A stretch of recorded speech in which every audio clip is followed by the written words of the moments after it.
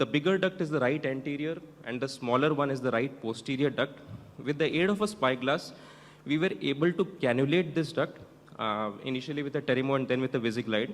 But the problem was we were not able to achieve a stable access. So despite our multiple attempts at putting the wire in, probing it in, we were not able to get in completely so that we could achieve a complete stable access. And because of multiple attempts also, we eventually faced that most our guide wires also started sharing up. So this was a problem that we were not able to get in comfortably to use any other accessory.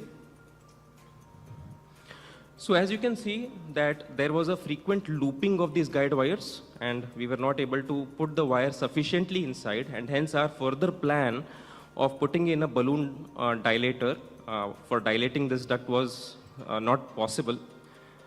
So eventually we called in our IR team and decided to go in through the PTBD route. Through the PTBD, a good access of the selective right posterior duct was achieved. Here you can see the PTBD catheter in situ. Now we plan to use a spyglass cholangioscope to pulverize these stones.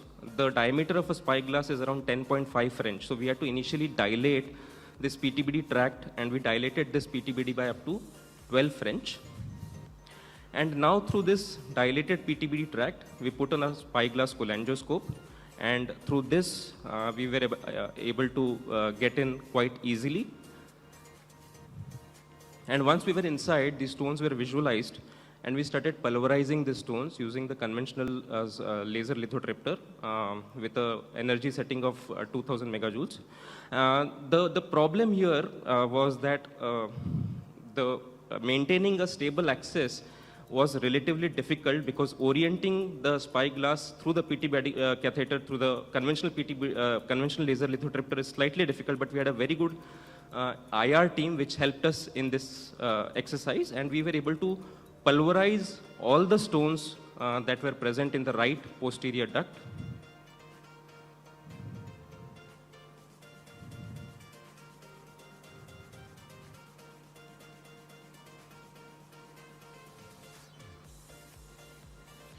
So after all these stones were pulverized, next we intended to get in and remove these stone fragments. So initially we tried to put in the guide wire through the PTBD route, through the antegrade route.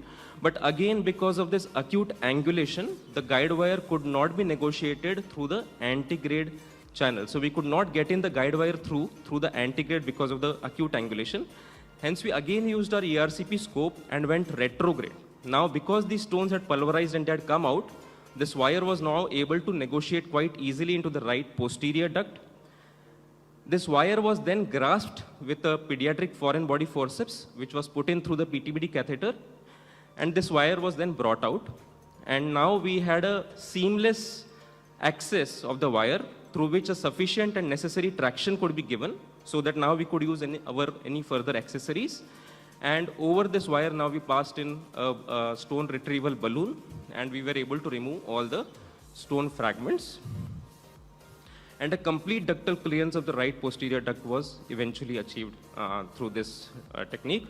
A CBD stent was placed and the PTBD catheter was removed. But as soon as we removed the PTBD catheter, a small streak of air was seen.